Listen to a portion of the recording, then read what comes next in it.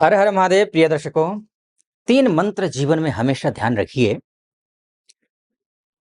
जब आनंद में हो तब कोई वचन मत दीजिए किसी को।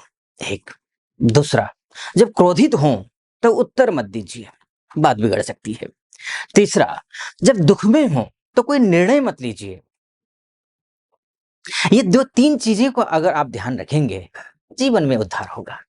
और वैसे भी मीन राशि की बात करें, आपकी जो राशि के स्वामी हैं देवगुरु बृहस्पति हैं। अब देवगुरु बृहस्पति अर्थात ज्ञानी हैं, संस्कारी हैं, आचार विचार व्यवहार संस्कार ये अच्छे हैं, अच्छे बोलते हैं, अच्छे खाते हैं, अच्छे पीते हैं, अच्छा करते हैं, समाज के लिए अच्छे, परिवार के लिए अच्छे, सबके लिए अच्छे ही हैं आप। बस तनिक भर दुख आ जाए तो उससे घबराना मत। वैसे भी अब आपकी राशि में ही शनि महाराज आ चुके हैं, लेकिन मैं बात मई महीने की करूंगा। और मई महीने में 6 ग्रह बदल रहे हैं। सबसे पहले बदलेंगे बुध, यानी कि 7 मई को 7 मई को बुध बदलेंगे। बुध कहाँ जाएंगे? नीच के राशि में। आपकी राशि में बुध, ध्यान रखिएगा, नीच के होते हैं। ठीक है, ठीक नहीं होते हैं नीच का होना।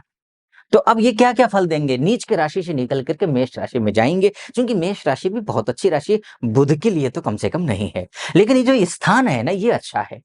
यानी कि ये धन स्थान है, ये वाणी का स्थान है, ये कौटुंबिक स्थान है।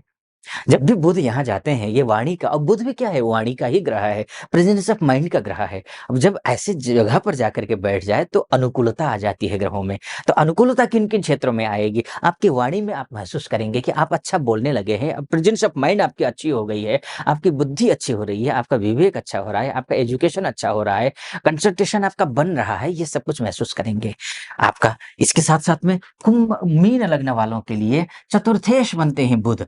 चतुर्थेश अर्थात घर खरीदना हो, प्रॉपर्टी खरीदना हो, गाड़ी खरीदनी हो, माताजी के साथ रिश्तों की बात, तबीयत खराब रहती हो, फ्रेंड सर्कल साथ नहीं दे रहे हो, इन सभी क्षेत्रों का नेतृत्व करने वाला अगर कोई ग्रह है तो बुध है, जो कि आपकी राशि यानी कि चतुर्थ भाव से ये एकादशस्थ हो जाएंगे।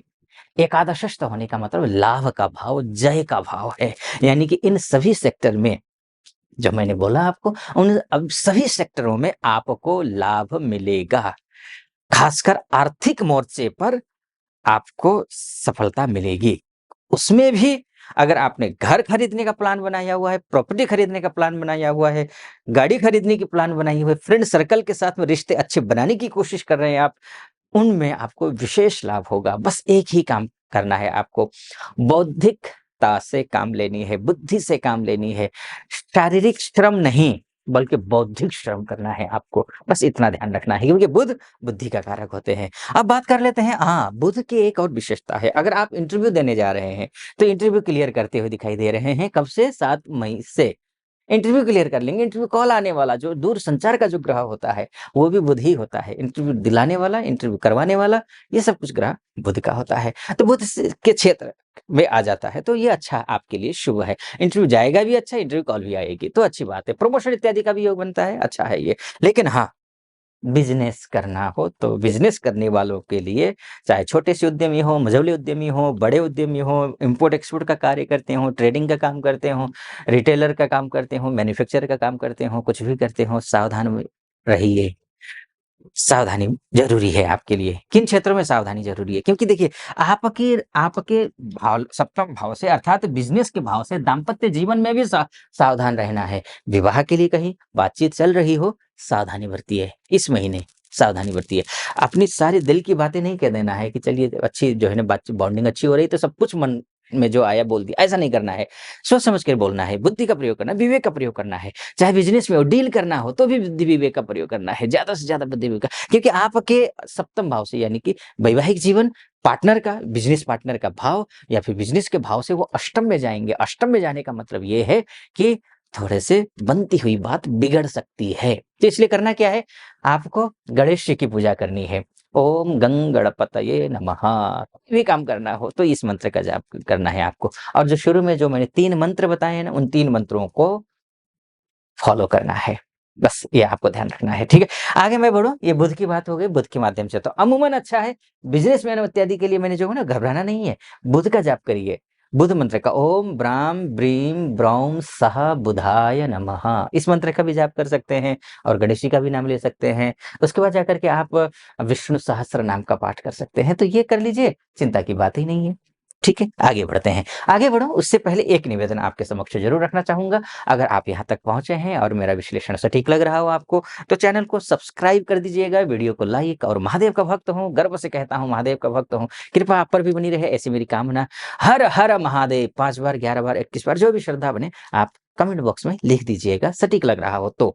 अब आइए आगे चलते हैं।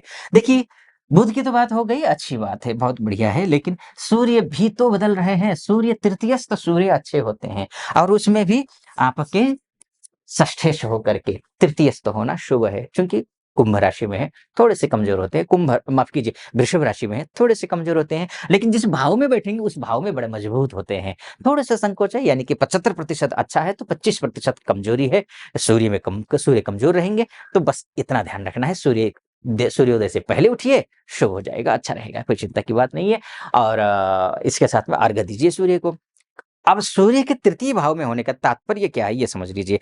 ऋण से उऋण होने का समय शुभ है, अच्छा है। शत्रुओं पर विजय प्राप्त करेंगे, या शत्रु से अगर थोड़ा-सा सोच रहे हैं कि थोड़ा-सा मेल-मिलाप बढ़ जाए, अच्छा हो जाए रिश्ते, तो अच्छे रिश्ते होंगे। हाँ, एग्रेशन का ध्यान रखिएगा, ओवर कॉन्फिडेंट होना, ओवर कॉन्फिडेंट होकर एग्रेसिव होना आज ज़्यादा ये भी करवाता है, तो इस बात का ध्यान रखना है। ओवर नहीं होना है, किसी भी डाउन टू अर्थ रहना है। पैसा देना हो, पैसा लेना हो, तब भी सावधानी बरतनी है। इसके साथ-साथ में शत्रुओं पर लड़ने की कोशिश मत करिए, शत्रु वैसे ही आपके व्यक्तित्व से हार मान जाएगा। लड़ने की ज़रूरत नहीं है, आपकी बातों से थोड़ी-सी जो है ना मैनेजमेंट अच्छा कर लेंगे, ठीक हो जाएगा। ऋण की बात हो गई, ऋण से उऋण होने का भी योग बना देता है ये, तो ये है। रोग व्याधि इत्यादि से भी ठीक रहेगा, रोग की चिंता नहीं है, तृतीय स्तर अच्छा रहता है। अब आइए आगे चलते हैं, अब क्या करेंगे, सूर्य की बात हो गई, सूर्य की बात के बाद हम बात करेंगे राहु की बात करेंगे। राहु क्या कर रहे हैं, देखिए राहु अच्छे नहीं हैं आपके लिए। राहु आपकी राशि से, आपके लग्न से ये द्वादशस्थ हो जाएँगे। द्वादशस्थ राहु विदेश में रहने वाले बहुत सारी हमारी माताएँ हैं, बहनें हैं, भाई हैं, बंधु हैं, उनके लिए अच्छा है। ये ग्रीन कार्ड की समस्या हो, पीआर की समस्या हो, अन्य किसी भी प्रकार की नौकरी को लेकर के समस्या हो, या फिर बिज़नेस को लेकर के, पैसे को लेकर के, इनके लेकर के समस्या, तो समस्या से मुक्त होते हुए दिखाई दे रहे हैं। विदेश में रहने वाले, या फिर यहाँ पर एमएनसी में काम करने वाले जो हमारी भाई-बंधु, माताएँ-बहनें हैं उनके लिए। लेकिन स्वदेश में रहने वाले, या फिर जहाँ पर आपका जन्म हुआ है, उसी क्षेत्र में अगर आप रहते हो, तो अतिरिक्त सावधानी बरतिएगा, खर्च अधिक हो सकता है, सावधानी बरतिएगा। बाकी विस्तार से मैंने राहु के बारे में एक और वीडियो बना चुका हूँ मैं, जिसका डिस्क्रिप्शन में आपको लिंक मिल जाएगा। उसका लिंक का नाम होगा मेष राशि, नहीं माफ़ कीजिए, मीन राशि राहु गोचर 2025। उसको क्लिक कीजिए, फॉलो कीजिए, बहुत ऑथेंटिक वीडियो बनाया हुआ है, उपाय भी मैंने बहुत सारे बताए हुए हैं, आप उसको फॉलो कर सकते हैं। चलिए, राहु के बारे में मैं बहुत ज़्यादा ज़िक्र नहीं करूँगा, आप उसको फॉलो कर लीजिएगा, समय ज़्यादा नहीं है यहाँ। लेकिन बात गुरु की कर लेते हैं। गुरु का मैं वीडियो बनाने वाला हूँ, 2-4 दिन में आपके पास आ भी जाएगा। गुरु के माध्यम से 1 साल के लिए गुरु परिवर्तित हो रहे हैं, और अतिचारी गुरु हैं, क्या कुछ होगा इसको समझते हैं। देखिए, केंद्रस्थ हो जाएँगे गुरु। केंद्रस्थ होने का मतलब ये है कि दशमेश होकर के केंद्रस्थ होना, लग्नेश होकर के या राशि के स्वामी होकर के चतुर्थस्थ केंद्रस्थ होना, मतलब दसों उँगलियाँ घी में है। यानी कि चारों दिशाओं से आपको शुभ समाचार मिलेंगे। नौकरी हो, बिज़नेस हो, पैसा हो, मानसिक शांति हो, इष्ट मित्र, नाते रिश्तेदार हों, आपकी वैवाहिक जीवन हो, आपके लव लाइफ हो, आपका एजुकेशन हो, आपका स्वास्थ्य हो, हर एक दृष्टिकोण से आपको मेरी शुभकामना। ये बृहस्पति का परिवर्तन शुभ है। और क्या-क्या शुभ होगा वो तो मैं आने वाले वीडियो में बताने वाला हूँ। आप इसीलिए कह रहा हूँ, आप अगर यहाँ तक पहुँच गए हैं, सटीक भी लग रहा हो, तो चैनल को सब्सक्राइब, लाइक और कमेंट कर दीजिएगा। और कमेंट में हर हर महादेव लिखना है। सब्सक्राइब इसलिए करना है क्योंकि नोटिफिकेशन आएगा आपके पास, ताकि आपको और अच्छे वीडियो मिल सकें। आप खुश, अच्छा ये बात में ध्यान रखिएगा, मैंने ये मोटा-मोटी तौर पर बताया है। यही होगा, यह आपकी कुंडली पर निर्भर करता है। आपकी कुंडली में ग्रह कैसे हैं? जन्म के समय में कैसे, क्या स्थिति थी ग्रहों की, कमज़ोर तो नहीं है?